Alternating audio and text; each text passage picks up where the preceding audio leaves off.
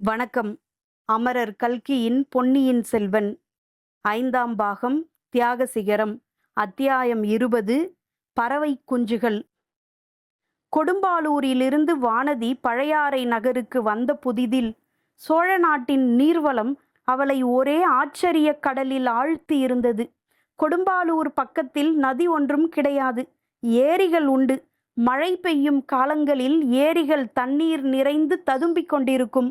கோடை காலத்தில் காய்ந்துவிடும்.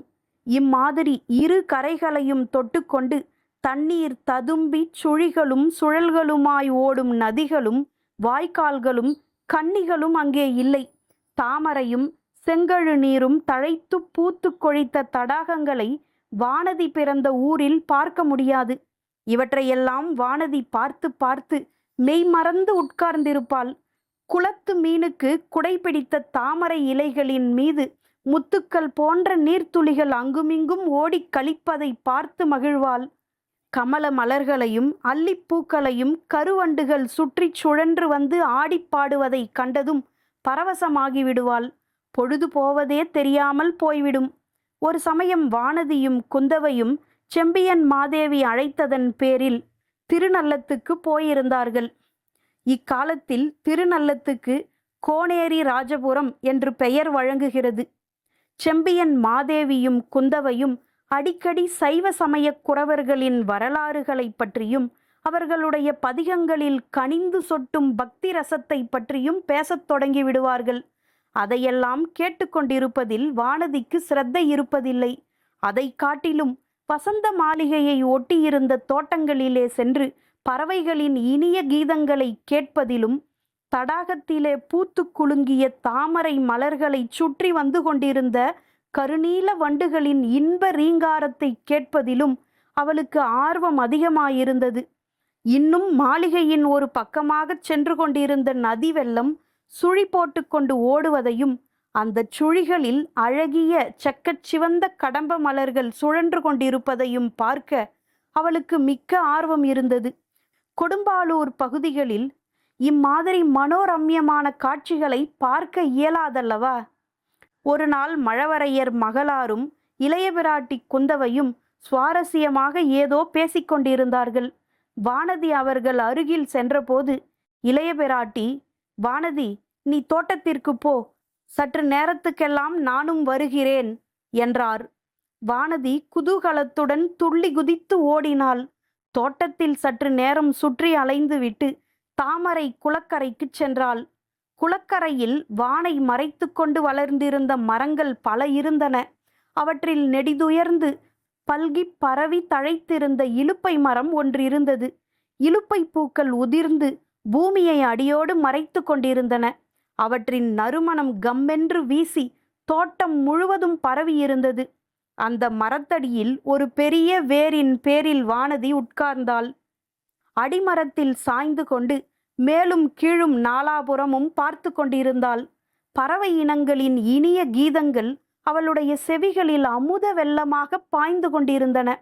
அவள் அந்த நாள் வரை அனுபவித்திராத இன்ப உணர்ச்சி அவள் இதயத்தில் தோன்றியது. அந்த உள்ள களிப்பு அடிக்கடி பொங்கி ததும்பி அவள் மேனியெல்லாம் பரவியது. வாழ்க்கை இவ்வளவு ஆனந்தமயமாக இருக்கக்கூடும் என்று வானதி அன்று வரை கனவிலும் கருதியதில்லை. அந்த மரத்தடியிலிருந்து பார்த்தால் சற்று தூரத்தில் ஆற்று வெள்ளம் தெரிந்தது. அவ்வப்போது நதி ஓட்டத்தின் இனிய காட்சிகளையும் அவள் மரங்களின் இடைவெளி வழியாக பார்த்து கொண்டிருந்தாள். ஒரு முறை யாரோ ஒரு வாலிபன் ஆற்றில் நீந்திக் கொண்டிருப்பது தெரிந்தது. செந்நிற நீர் பிரவாகத்தில் அவனுடைய பொன்னொளிர் மேனி பாதி தண்ணீரிலும் பாதி மேலேயும் மிதந்த வனப்பு மிக்க காட்சி அவள் உள்ளத்தை கவர்ந்தது.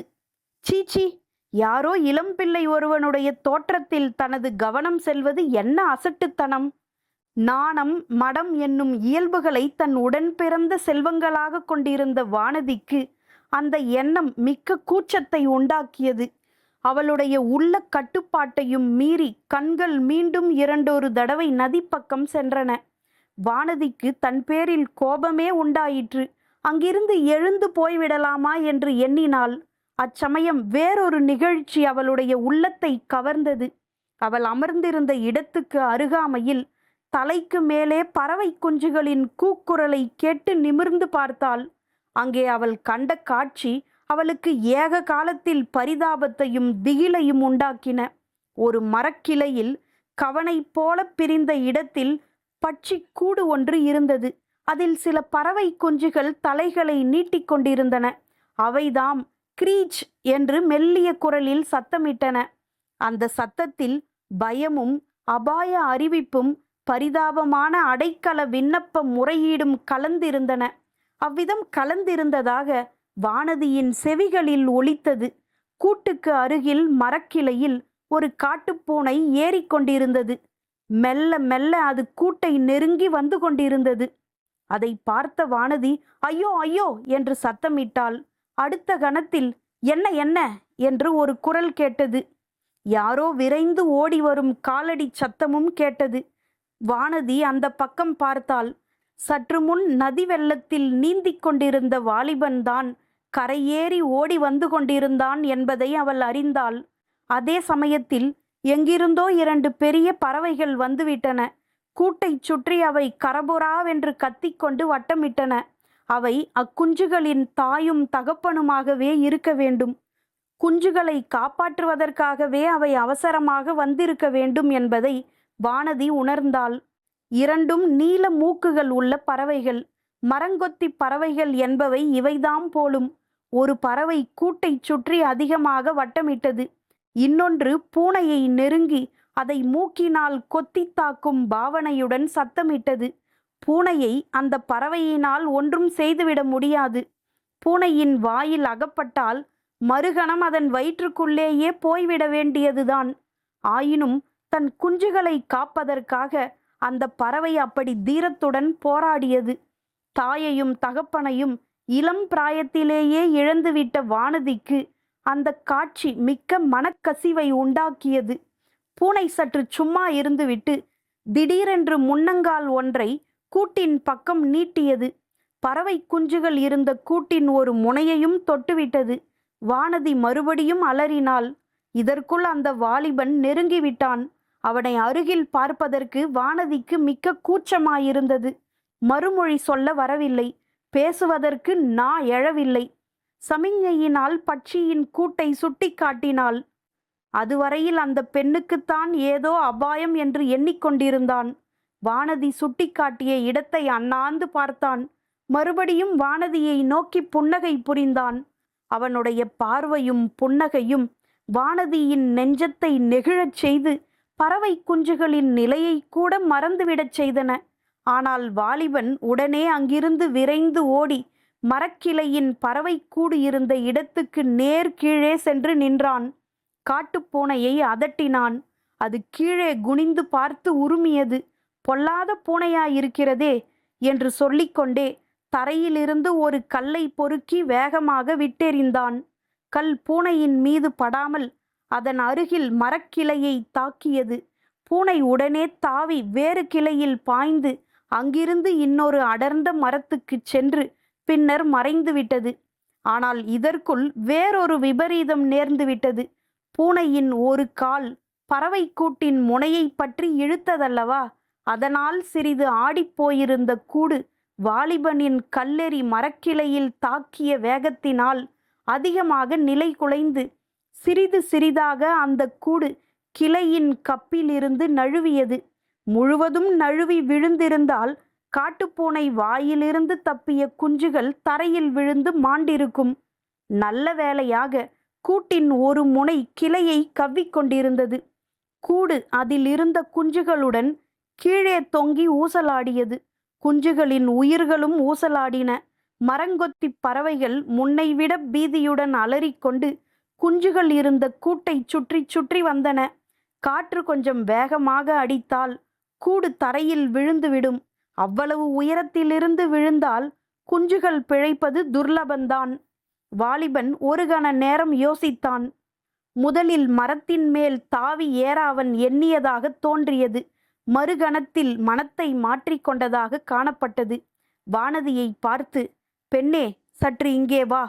கூடு கீழே விழுந்தால் உன் சேலை தலைப்பினால் பிடித்துக்கொள். இதோ நான் ஒரு நொடியில் திரும்பி வருகிறேன் என்று சொல்லிவிட்டு ஓடினான்.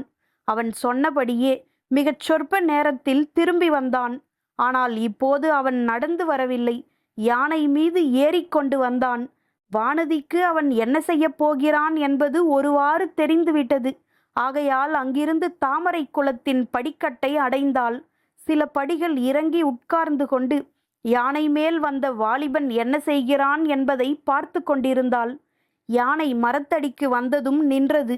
அதன் முதுகில் இருந்தபடி வாலிபன் பறவை கூட்டை கையினால் தாங்கி முன்னால் அது இருந்த கிளை பொந்திலே ஜாக்கிரதையாக வைத்தான்.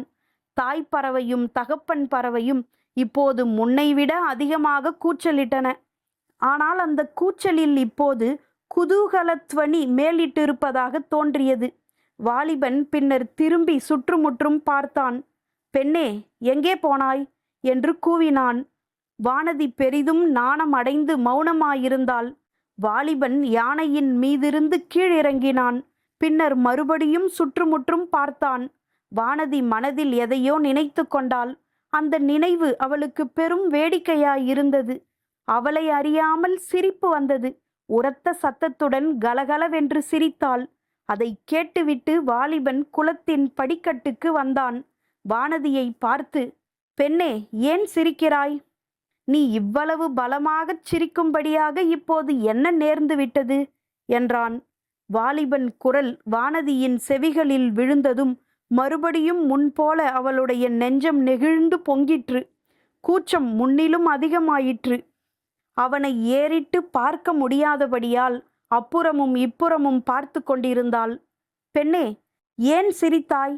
சொல்ல மாட்டாயா என்று மீண்டும் வாலிபன் கேட்டான். வானதி மனத்தை திடப்படுத்தி கொண்டு, ஒன்றுமில்லை, நீ பெரிய வீரனாயிருக்கிறாயே என்று எண்ணிச் சிரித்தேன். பூனையோடு சண்டை போடுவதற்கு யானையின் பேரில் வந்தாயல்லவா என்று கேட்டாள். அதை கேட்டு வாலிபனும் சிரித்தான். பெண்ணே, அது பூனைதானா? நீ போட்ட கூக்குரலை கேட்டு புலியோ என்று பயந்து விட்டேன் என்று சொன்னான். வானதிக்கு இதற்குள் துணிவு வந்துவிட்டது. அவளிடம் இருந்த கூச்சமும் குறைந்து விட்டது. ஆகா, அப்படியா? புலிக்கொடி பறக்கும் சோழ நாட்டில் புலியை கண்டுதான் எதற்காக பயப்பட வேணும்? நீ பாண்டிய நாட்டானா என்றாள். அதை கேட்ட வாலிபனின் முகம் முன்னை காட்டிலும் சற்று அதிகமாக மலர்ச்சி அடைந்தது. பெண்ணே, நான் வேற்று நாட்டவன் அல்ல, இந்த சோழ நாட்டை சேர்ந்தவன்தான். யானை மீது ஏறி வேறு போர்க்களங்களுக்கும் சென்றிருக்கிறேன். நீ யார்? எந்த ஊர் பெண்? பெரிய வாயாடி பெண்ணாக இருக்கிறாயே என்றான். யானைப்பாகா, மரியாதையாக பேசு. நான் யாராயிருந்தால் உனக்கு என்ன? எதற்காக அதை பற்றி கேட்கிறாய் என்றாள் வானதி. சரி, அப்படியானால் நான் கேட்கவில்லை. பெரிய இடத்து பெண் போல் இருக்கிறது, போகிறேன் என்று சொல்லிவிட்டு அந்த வாலிபன் படியேறி மேலே போகலானான். வானதி மறுபடியும் விளையாட்டு பரிகாசம் தொனித்த குரலில், யானைப்பாகா, யானைப்பாகா, என்னையும் உன் யானையின் மேல் ஏற்றிக்கொண்டு போகிறாயா என்றாள். சரி, ஏற்றிக்கொண்டு போகிறேன். எனக்கு என்ன கூலி தருவாய் என்று கேட்டான். கூலியா? என் பெரியப்பாவிடம் சொல்லி உனக்கு கொடும்பாலூர் அரண்மனையில் உத்தியோகம் வாங்கித் தருகிறேன். இல்லாவிட்டால் யானைப்படைக்கு சேனாதிபதியாக்கச் செய்கிறேன் என்றாள் வானதி. ஓஹோ, கொடும்பாலூர் இளவரசியா தாங்கள் என்றான் அந்த வாலிபன். இதுவரையில் மலர்ந்திருந்த அவனது முகம் இப்போது சுருங்கியது. புன்னகை மறைந்தது. புருவங்கள் நெறிந்தன. ஏன், கொடும்பாலூர் இளவரசி என்றால் அவ்வளவு மட்டமா? உன் யானை மேல் ஏறக்கூடாதா என்றாள் வானதி. இல்லை இல்லை, கொடும்பாலூர் அரண்மனை கொட்டாரத்தில் எவ்வளவோ யானைகள் இருக்கின்றன. எத்தனையோ யானை பாகர்களும் இருக்கிறார்கள். நான் என்னத்திற்கு என்று சொல்லிவிட்டு அந்த வாலிபன் விடுவிடு என்று நடந்து போனான். அவன் ஒருவேளை திரும்பி பார்ப்பானோ என்று சற்று நேரம் வரையில் வானதி எதிர்பார்த்தாள். ஆனால் அவன் திரும்பியே பாராமல் நடந்து சென்று யானை மேல் ஏறி போய்விட்டான். இந்த சம்பவம் வானதியின் உள்ளத்தில் வெகுவாக பதிந்துவிட்டது. அடிக்கடி அது அவளுடைய ஞாபகத்துக்கு வந்தது. அந்த யானைப்பாகனுடைய உருவத் தோற்றமும் மலர்ந்த முகமும் இனிய குரலும் நினைவுக்கு வந்த போதெல்லாம் உள்ளத்தில் இனந்தெரியாத இன்ப உணர்ச்சி உண்டாயிற்று. அவன் பறவை குஞ்சுகளை காப்பாற்ற யானை மேல் ஏறி வந்ததை நினைத்த போதெல்லாம் அவளை அறியாமல் நகைப்பு வந்தது. தனக்குத்தானே சிரித்து கொண்டாள். பிறகு அதற்காக வெட்கமும் அடைந்தாள்.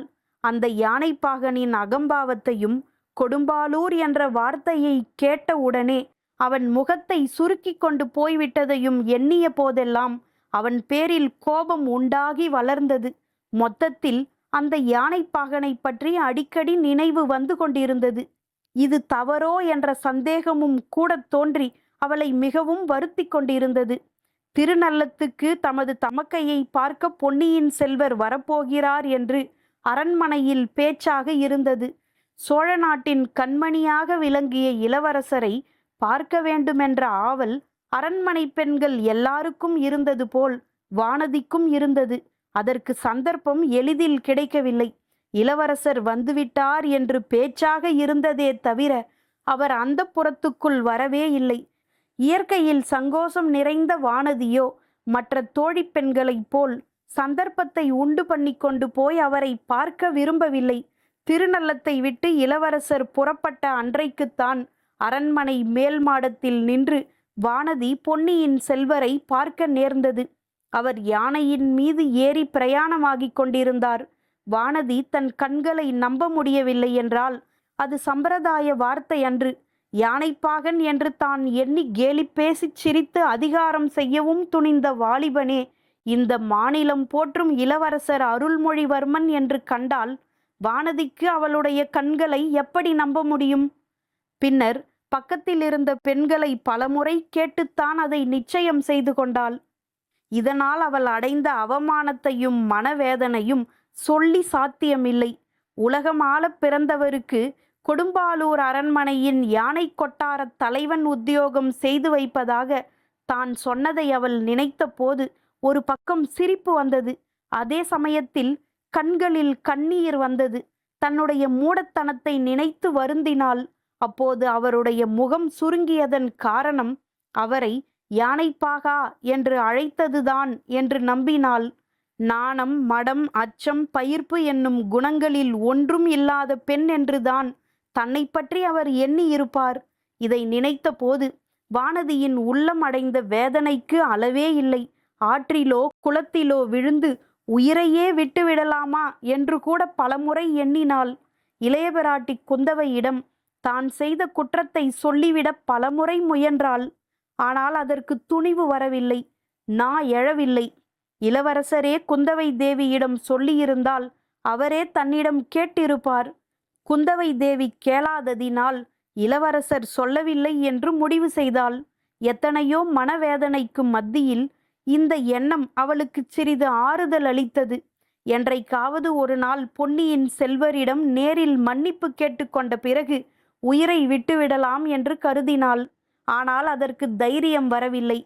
பழையாறைக்கு போன பிறகு இளவரசரை சந்திக்கும் சந்தர்ப்பம் நேரலாம் என்று தோன்றிய போதெல்லாம் ஓடி ஒளிந்து கொண்டாள். இளவரசரின் முன்னால் போவதை காட்டிலும் உயிரையே விட்டுவிடலாம் என்று கருதலானாள். திருநள்ளத்தில் நடந்ததை அறியாத இளைய பிராட்டியும் அவளுடைய தோழிமார்களும் இந்த பெண் இவ்வளவு கூச்சப்படுகிறாளே என்று மட்டும் ஆச்சரியப்பட்டார்கள். அவளுடைய பயந்த சுபாவத்தோடு இதுவும் சேர்ந்தது என்று நினைத்தார்கள். பொன்னியின் செல்வர் தன்னிடம் அருவருப்பு கொள்வதற்கு வேறு முக்கிய காரணமும் உண்டு என்பதை வானதி விரைவில் அறிந்து கொண்டாள். இளவரசர் அருள்மொழிவர்மன் ஒரு காலத்தில் உலகமாளும் சக்கரவர்த்தியாவார் என்று பலரும் நம்பியது போல அவளுடைய பிறந்த வீட்டிலும் நம்பினார்கள். அதனால் அவளை அருள்மொழிவர்மருக்கு மனம் செய்து வைத்துவிட வேண்டும் என்று அவளுடைய பெரிய தகப்பனார் திட்டமிட்டிருந்தார் என்பது வானதிக்கு ஒருவாறு தெரிந்திருந்தது. அந்த நோக்கத்துடனேயே அவளை பழையாறைக்கு பூதி விக்ரமகேசரி அனுப்பி வைத்திருப்பதாக குந்தவை தேவியின் மற்ற தோழி பெண்கள் அடிக்கடி ஜாடை மாடையாக பேசிக்கொள்வார்கள். சில சமயம் வானதியிடமே சொல்லி பரிகசிப்பார்கள். ஆகையினாலேதான் நீ இளவரசர் முன்னாலேயே போக மாட்டேன் என்கிறாய், எங்களுக்கு தெரியாதா உன் கள்ளத்தனம் என்பார்கள். இந்த வார்த்தைகள் வானதியின் காதில் நாராசமாக விழுந்தன. தான் கொடும்பாலூர் பெண் என்று அறிந்ததும் யானைப்பாகனுடைய முகம் சுருங்கியதன் காரணம் இதுவாகவே இருக்கலாம் அல்லவா? இவ்வாறெல்லாம் வானதியின் இளம் உள்ளம் கொந்தளித்து கொண்டிருந்த நிலைமையிலேதான் ஒரு நாள் பொன்னியின் செல்வர் ஈழத்துப் போருக்கு புறப்பட்டார். அன்றைக்கு அரண்மனையிலிருந்து எல்லா தோழிப் பெண்களும் கையில் மங்கள தீபங்களுடன் நின்று அவரை வாழ்த்தி அனுப்ப ஏற்பாடாயிருந்தது. இந்த சமயத்திலும் வர முடியாது என்று மறுக்க வானதியினால் இயலவில்லை. போருக்கு புறப்படும் இளவரசரை ஒருமுறை பார்த்துவிட வேண்டும் என்ற ஆர்வமும் அவள் உள்ளத்தில் பொங்கியது. வாய் திறந்து பேசாவிட்டாலும் தன் முகபாவத்தை கொண்டும் நயன பாஷையினாலும் அவரிடம் மன்னிப்பு கேட்டுக்கொள்ளலாம் என்ற சபலமும் இருந்தது. ஆனால் அவள் எண்ணியதற்கெல்லாம் மாறான சம்பவம் நடந்துவிட்டது. இளவரசர் அருகில் வந்து அவளை ஏறிட்டு பார்த்ததும் வானதி உணர்விழந்து தீபத்தையும் போட்டுவிட்டு தரையில் விழுந்து மூர்ச்சையானாள். இதன் பிறகு நிகழ்ந்தவையெல்லாம் வாசகர்கள் அறிந்தவைதாம் அல்லவா? ஓட்டுக்கூரை ஓடத்தில் மிதந்து சென்று கொண்டிருந்த வானதி திருநள்ளத்தை அணுகிய போது அவளுடைய உள்ளத்தில் மேற்கூறிய சம்பவங்கள் ஒன்றன் பின் ஒன்றாக வந்து சேர்ந்தன. பொன்னியின் செல்வருக்கு தன் மீது அனுதாபமும் உண்டு என்பதை அவள் உணர்ந்திருந்தாள். அதை அவர் இளைய பிராட்டி மூலமாகவும் நேரிலேயும் தெரிவித்தது உண்டு. ஆனால் அவருடைய அன்பு பூரணமடையாத வண்ணம் அவ்வப்போது தடை செய்த முட்டுக்கட்டை ஒன்றும் இருந்தது. அது இன்னதென்பதையும் அவள் அறிந்திருந்தாள். இளவரசர் ஒரு காலத்தில் சக்கரவர்த்தி ஆகலாம் என்னும் எண்ணத்தின் பேரில் அவளை அவர் கழுத்தில் கட்டிவிட பார்க்கிறார்கள் என்று இளவரசர் நம்பியதுதான் அந்த முட்டுக்கட்டை. இவ்விதம் அவர் நம்புவதற்கு காரணம் இல்லாமற் போகவில்லை. வானதியின் பெரிய தந்தை இதை பற்றி பலமுறை பேசியதுண்டு. ஏன், இளைய பிராட்டி குந்தவை தேவியே அந்த சதி ஆலோசனையில் சம்பந்தப்பட்டவர்தாம். அது இன்னும் பலருக்கும் தெரிந்திருந்தது. அந்த ஓடக்கார பெண் பூங்குழலி கூட அதை குறிப்பிட்டு பரிகாசம் செய்யவில்லையா? ஆகையால் இளவரசர் மனத்தில் அந்த எண்ணம் தங்கி நின்று அவருடைய அன்புக்கே ஒரு முட்டுக்கட்டையாக இருந்ததில் வியப்பில்லைதானே. ஆனால் சற்று முன்பு வானதி செய்த சபதத்தை இளவரசர் அறிய நேரும் போது அந்த முட்டுக்கட்டை நீங்கிவிடும் அல்லவா? அதை அவர் அறியுமாறு நேரிடுமா? தானே அவரிடம் சொல்லிவிட்டால் என்ன? அடி அசட்டு வானதி, உனக்குத்தான் அவர் முன்னால் நின்றால் வாய் அடைத்து விடுகிறதே. அவரை யானைப்பாகன் என்று நீ எண்ணிய போது இந்த திருநள்ளத்தில் சக்கரவட்டமாக பேசி அவரிடம் வாயாடிப்பெண் என்ற பெயரும் பெற்றாய். அதற்கு பிறகு அவரை முகமெடுத்து பார்க்கவும் வாய் திறந்து பேசவும் உன்னால் முடியவில்லையே. அனாதை வானதி, மறுமுறை நீ இளவரசரை பார்க்க நேரும்போது அப்படி மோசம் போய்விடாதே. துணிச்சலுடன் உன் மனத்தில் உள்ளதை சொல்லிவிடு. நீங்கள் சிங்காதனம் ஏறினாலும் நான் ஏறமாட்டேன். அவ்வாறு சபதம் செய்திருக்கிறேன். தாங்கள் வெறும் யானை பாகனாகவே இருந்து என்னையும் தங்களுடன் யானை மீது ஏற்றிக்கொண்டு ஒரு தடவை சென்றால் அதையே சொர்க்க வாழ்விலும் மேலாக கருதுவேன் என்று தைரியமாகச் சொல்லிவிடு. எல்லாம் சரிதான். ஆனால் அவ்விதம் சொல்லுவதற்கு சந்தர்ப்பம் கிடைக்குமா? இந்த வெள்ளம் என்னை எங்கு கொண்டு போய் சேர்க்கப் போகிறது? கரை சேராமலே முழுகி செத்து போய்விடுவேனோ? ஒரு நாளும் அவ்விதம் நேராது. அதோ கரை தெரிகிறதே. திருநள்ளத்து வசந்த மாளிகையின் மகுட கலசம் தெரிகிறதே. ஆகா, இளவரசர் யானை மேல் ஏறி வந்து பறவை குஞ்சுகளை காப்பாற்றியதும் என்னுடன் இதமாக பேசியதும் நேற்று நடந்தது போல் அல்லவா தோன்றுகின்றன. இது என்ன? அதோ ஒரு யானை, அதன் பேரில் ஒரு யானை பாகன். வெள்ளத்தின் வேகத்தை அந்த யானை எவ்வளவு அலட்சியமாக முண்டிக்கொண்டு குன்று நகருவது போல் நகருகிறது. அதோ கரை ஏறிவிட்டது. கரையோடு மேற்கு நோக்கிச் செல்கிறது. யானையின் மேல் கம்பீரமாக உட்கார்ந்திருப்பவன் யாராயிருக்கும்? ஒருவேளை... சீச்சி, இது என்ன பைத்தியக்கார எண்ணம்? இளவரசர் இங்கே எதற்காக இப்படி தனியாக யானை மீது வருகிறார்? ஒரு முறை யானை மீது வந்த இளவரசரை யானைப்பாகன் என்று நான் எண்ணிவிட்டால் அப்புறம் எந்த யானைப்பாகனை கண்டாலும் இளவரசராய் இருக்கலாம் என்று சந்தேகிக்க வேண்டுமா? என்ன அறிவீனம்! இருந்தாலும் இவன் வெறும் யானைப்பாகனாகவே இருந்தாலும் எனக்கு ஒருவேளை உதவி செய்யக்கூடும் அல்லவா? என்னை இந்த ஓட்டுக்கூரை இடத்திலிருந்து, இந்த பெரு வெள்ளத்திலிருந்து கரையேற்றி விடலாம் அல்லவா? நான் யாரென்று சொன்னால் என்னை யானை மேல் ஏற்றி பொன்னியின் செல்வரிடம் அழைத்து கொண்டு போகவும் கூடும் அல்லவா? இத்தகைய எண்ணம் தோன்றியதும் வானதி, யானைப்பாகா, யானைப்பாகா என்று கூவி அழைத்தாள். அது அவன் காதில் விழவில்லையோ அல்லது விழுந்தும் அவன் லட்சியம் செய்யவில்லையோ தெரியாது. யானை நிற்கவும் இல்லை, யானைப்பாகன் திரும்பி பார்க்கவும் இல்லை. யானையின் நடை வேகமாகிக் கொண்டிருந்தது. வெகு சீக்கிரத்தில் நதிக்கரையின் வளைவு ஒன்றில் திரும்பி யானையும் யானை பாகனும் மறைந்து விட்டனர். வானதி இந்த ஏமாற்றத்தை பற்றி எண்ணமிடுவதற்குள் பெரும் பீதிகரமான மற்றொரு எண்ணம் அவள் மனதில் உதித்தது. ஓட்டுக்கூரை திடீரென்று அதிவேகமாக சுழன்று செல்லத் தொடங்கியதாக தோன்றியது. ஆமாம், ஆற்று வெள்ளம் அங்கே அதிகமான வேகத்தை அடைந்திருந்தது. நதிக்கரையும் அதன் ஓரத்தில் வளர்ந்திருந்த பிரம்மாண்டமான விருட்சங்களின் தடிமனான வேர்களும் அவளுடைய சமீபத்தில் விரைந்து வந்து கொண்டிருந்தன. ஓட்டுக்கூரை ஓடம் மரங்களின் வேர்களில் மோதிக்கொள்ளப் போவது நிச்சயம். மோதிக்கொண்டதும் தூள் தூளாகி தண்ணீரில் மூழ்கிவிடும். பிறகு தன்னுடைய கதி என்ன? தப்பி பிழைத்து கரையேற முடியுமா? சுழல்களில் சிக்கி மரங்களின் வேர்களில் அடிபட்டு சாக நேரிடுமா? ஐயோ, இது என்ன? அந்த மரங்களின் வேர்களுக்கு மத்தியில் பயங்கரமான முதலை ஒன்று வாயை பிளந்து கொண்டிருக்கிறதே. அது உண்மை முதலையா அல்லது பொம்மையா அல்லது என் உள்ளத்தின் பிரமையா? இதோ கரை நெருங்கிவிட்டது. மரங்களின் வேர்களின் மேல் ஓட்டுக்கூரை மோதிக்கொள்ளப் போகிறது. வானதி தன் கண்களை இறுக மூடிக்கொண்டாள். தாயே துர்கா பரமேஸ்வரி, தாய் தந்தையற்ற இந்த அனாதை பெண்ணுக்கு நீதான் கதி. என்னை உன் பாதங்களில் சேர்த்துக்கொள் என்று பிரார்த்தனை செய்தாள்.